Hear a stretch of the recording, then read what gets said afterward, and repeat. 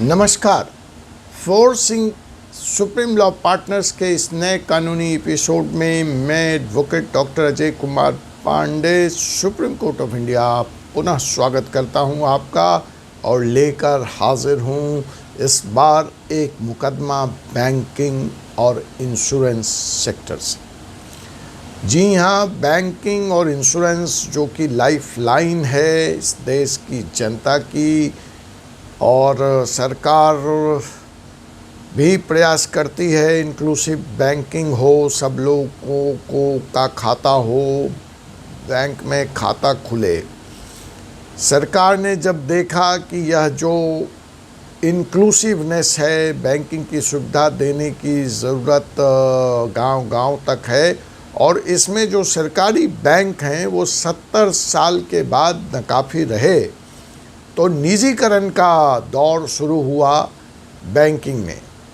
अब आप कहेंगे यह ज्ञान की बात निजीकरण का यहाँ पे आप लेकर आए हैं क्या? नहीं जी, आज का सवाल, आज का वीडियो, निजी क्षेत्र के बैंक बीमारू क्यों हो गए हैं? क्या निजी क्षेत्र के बैंकिंग का यह अंत है? क्या निजी क्षेत्र के खातों में जो पैसा देश की जनता ने रखा है वो सुरक्षित है?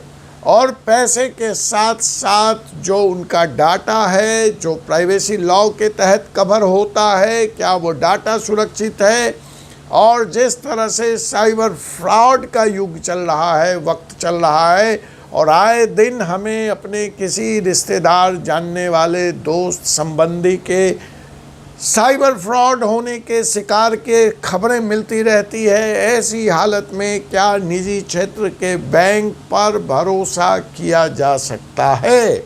और साथ ही साथ निजी क्षेत्र के इंश्योरेंस पर, इन्हीं बातों पर लेकर आज मैं आया हूँ यह वीडियो।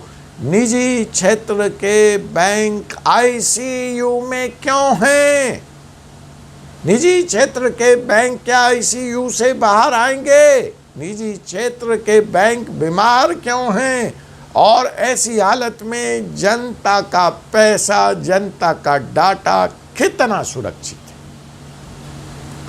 जी हाँ, शुरुआत हुई आईसीसीआई बैंक, लब्ध प्रतिष्ठित निजी क्षेत्र का बैंक है।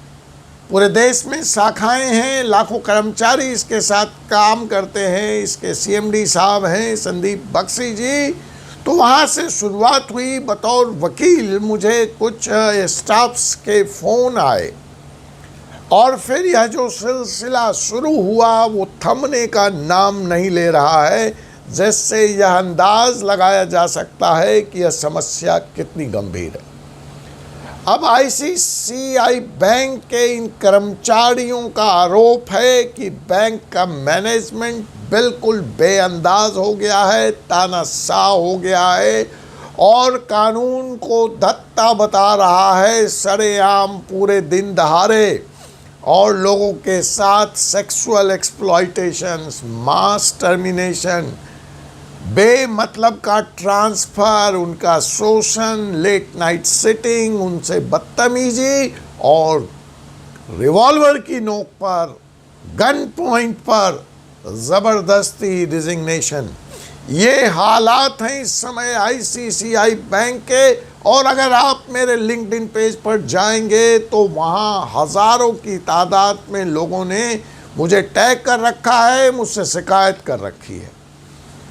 इस बात की शिकायत उन्होंने भारत सरकार के मिनिस्ट्री ऑफ लेबर अफेयर्स से भी की है और मिनिस्ट्री ऑफ लेबर अफेयर्स ने भी उनको कारण बताओ नोटिस जारी किया है। और पिछली तारीख पर आईसीसीआई बैंक के सीएमडी मिस्टर बख्शी पेश नहीं हुए।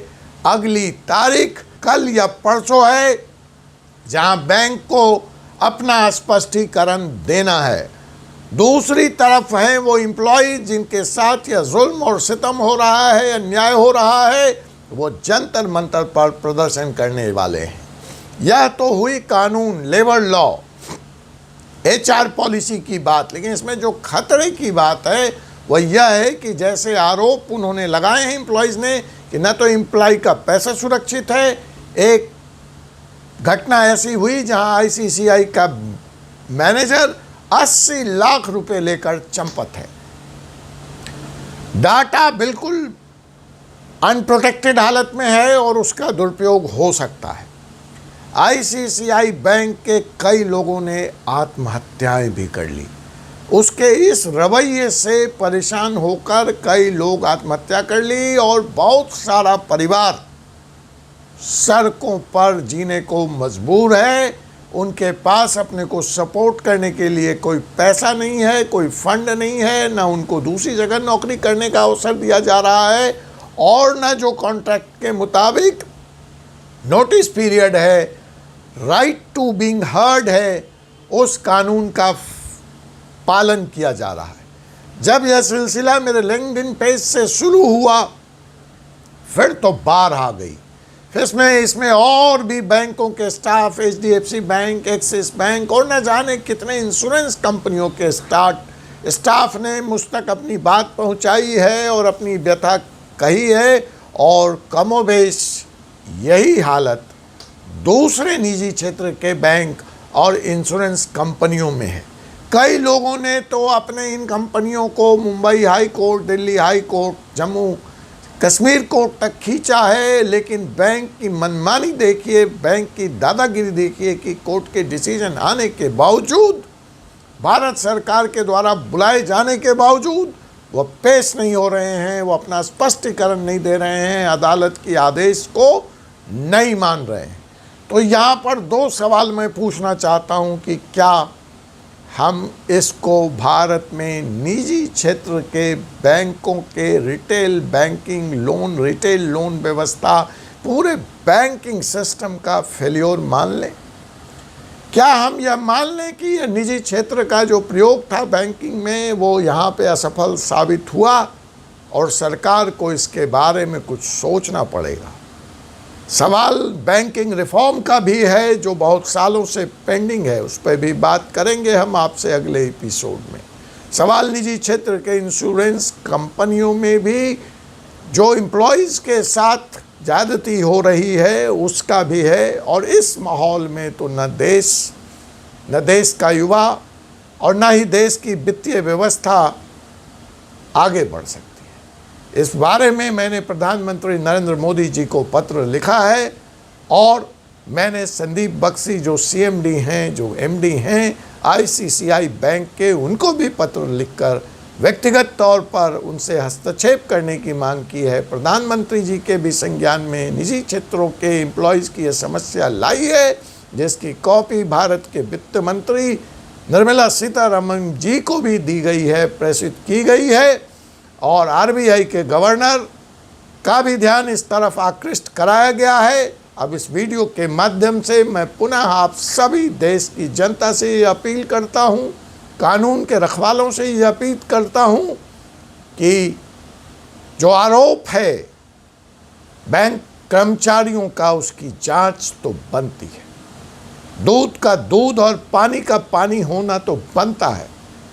निजी क्षेत्र के बैंक को हायर एंड फायर का राइट है, लेकिन वो भारतीय संविधान, भारतीय कानून के दायरे में होना चाहिए। और अगर ऐसा नहीं हो रहा है और इसके एम्प्लॉय आत्महत्या करने को मजबूर हैं, तो समाज के लिए यह गंभीर चिंता का विषय है।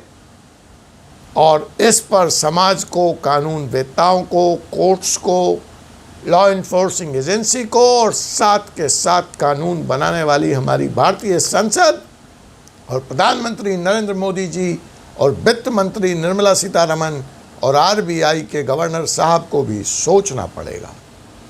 इस बारे में सरकार क्या पहल लेती है, किस तरह का स्पष्टीकरण आता है, जो